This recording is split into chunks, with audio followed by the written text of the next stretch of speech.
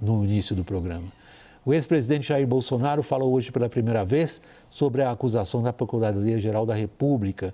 Ele foi acusado pelo PGR por uma tentativa de golpe de Estado. O Bolsonaro disse que tudo não passa de narrativa para perseguir a direita. De Brasília ao vivo, Luciana Amaral com as informações mais recentes. Boa noite, Luciana. Boa noite, William. Boa noite a todos que nos acompanham aqui no WW. Uma boa quinta-feira. O ex-presidente Jair Bolsonaro participou de um seminário de comunicação do PL, o partido dele, e disse não estar preocupado com uma possível condenação, com uma possível prisão. Ele disse também estar com a consciência tranquila e também que não há nada além do que ele chamou de narrativas. Ele ainda disse, e aqui eu abro aspas, abre aspas, geralmente quem dá golpe é quem ganha. Agora, o duro é quando você é golpeado e te acusam de dar golpe. Eu estou tranquilo, fecha aspas. Vídeos do depoimento do Mauro Cid, ex-ajudante de ordens de Bolsonaro, esses depoimentos ao ministro Alexandre de Moraes foram revelados hoje. Esses vídeos foram liberados pelo Supremo Tribunal Federal. E em um dos trechos, Mauro Cid diz que Bolsonaro estava sendo pressionado por determinados setores da sociedade, também por generais de 4 estrelas, a mais alta patente, e ainda assessores próximos. Nisso, Mauro Cid também falou o seguinte, abre aspas, de certa forma, dava esperança que fosse acontecer alguma coisa que pudesse convencer as Forças Armadas a fazer, então, alguma coisa, fecha aspas, e isso, então, no sentido de que Bolsonaro estaria dando uma esperança ali de possível golpe por meio das Forças Armadas. A defesa de Bolsonaro já informou a gente aqui da CNN que vai pedir a anulação da delação de Mauro Cid. O que a defesa de Bolsonaro também já pediu hoje foi uma extensão do prazo para a defesa técnica. Pediram 83 dias em vez dos 15 dias determinados pelo ministro Alexandre de Moraes, mas hoje mesmo Moraes já negou esse prazo, disse que esse prazo de 15 dias é dado pela legislação, foi dado também a todos os outros 33 denunciados pela PGR. Volto contigo, William. Obrigado, Luciana. Boa noite para você em Brasília. Celso Vilardi, você já esteve conosco no WW em várias condições. Como observador e acadêmico do mundo jurídico brasileiro, da nossa situação política, hoje você é um ator nesse script político. Você, como outros seus colegas operadores no campo do direito, tem reiterado que o Supremo precisa levar adiante um julgamento técnico, com serenidade. Você acredita que isso vai acontecer? William, boa noite novamente a você e a todos. Eu acredito que isso vai acontecer. Eu tenho ouvido, ontem assisti, Caio falou de julgamento de cartas marcadas. Eu não posso acreditar nisso, porque eu acredito na justiça do país, eu acredito no Supremo. Nós estamos enfrentando muitas dificuldades nesse momento inicial, mas eu espero que o Supremo faça um julgamento técnico, um julgamento justo, um julgamento que contemple o direito de defesa, porque isso eu acho que é necessário, eu já disse isso aqui várias vezes, vou repetir, para virar a página nós precisamos de um julgamento justo, senão nós não vamos conseguir virar essa página. Vai.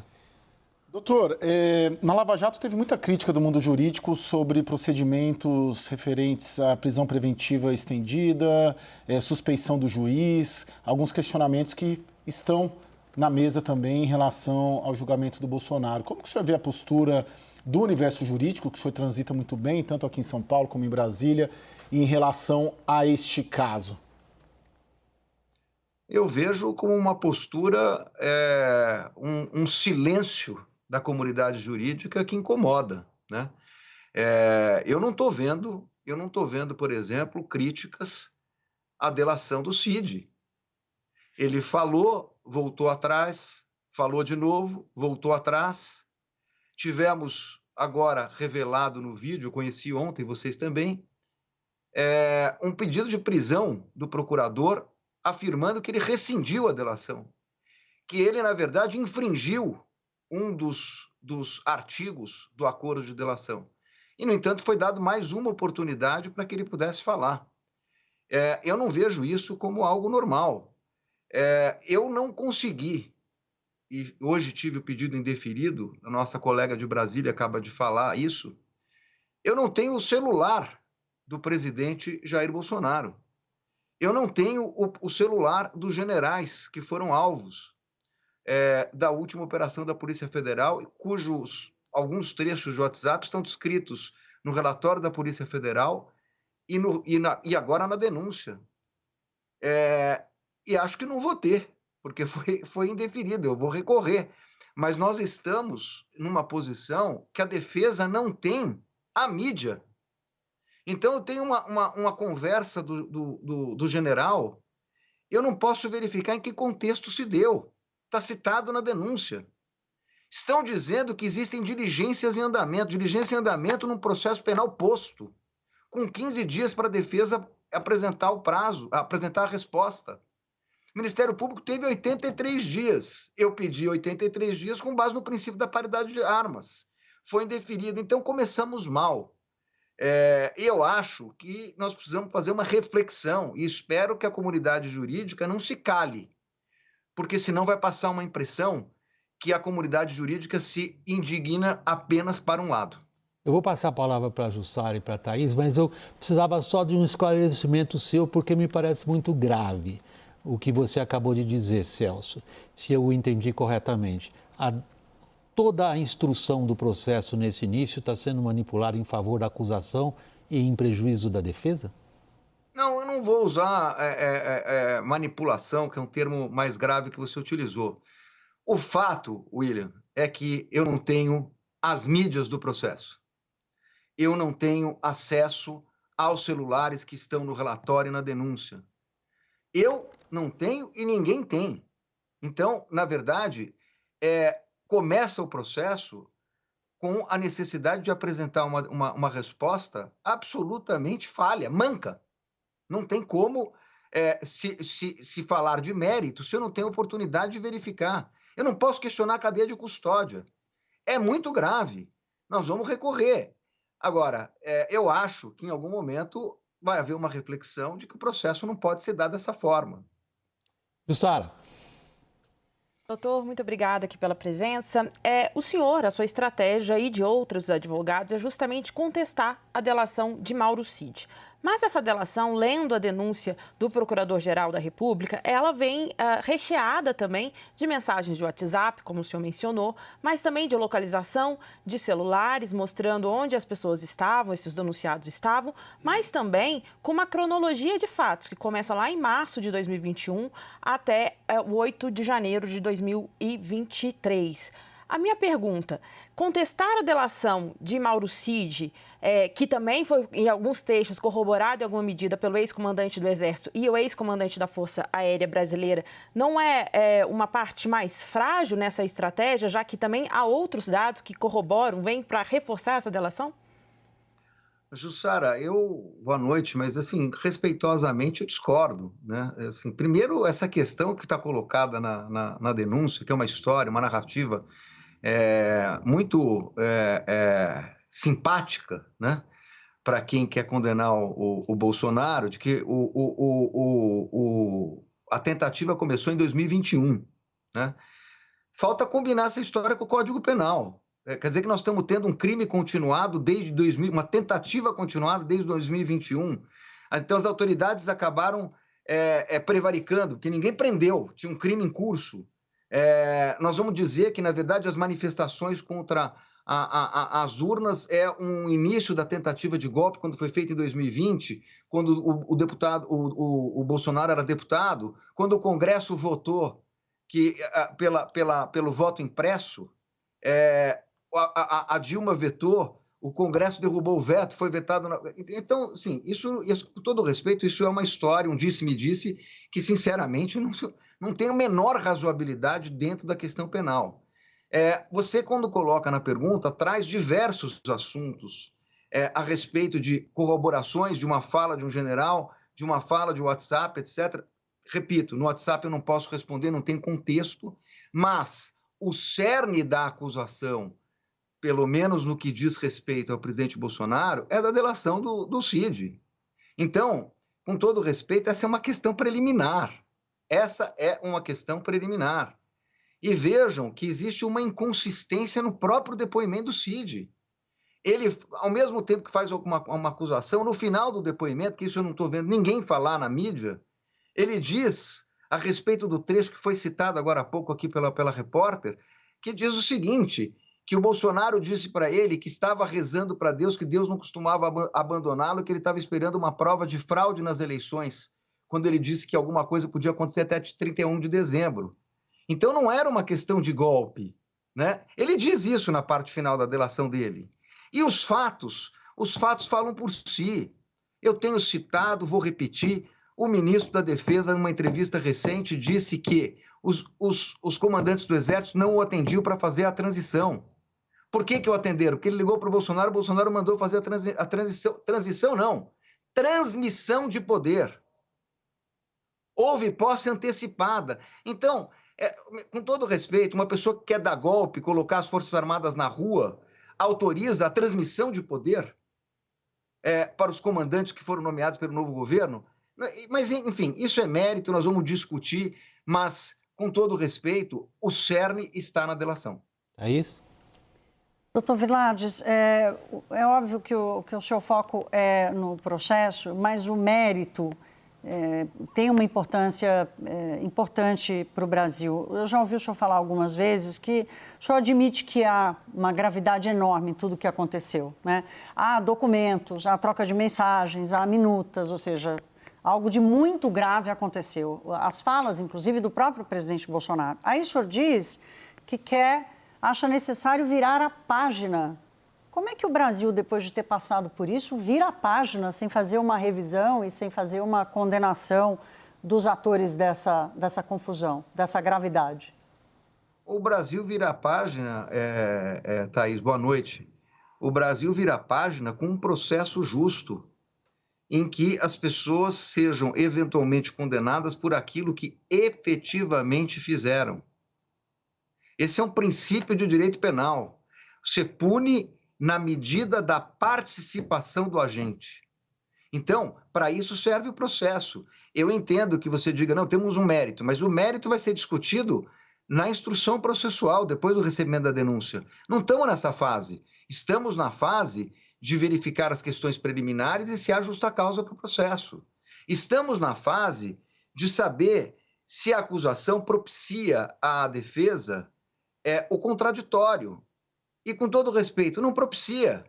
Porque eu tenho que fazer uma defesa a respeito de o presidente Bolsonaro ter, segundo a acusação, autorizado um plano para matar gente no dia 15 de dezembro, ou eu tenho que fazer uma defesa no que diz respeito ao outro plano, que era para prender o ministro do Supremo Tribunal Federal com a assinatura de uma minuta de golpe.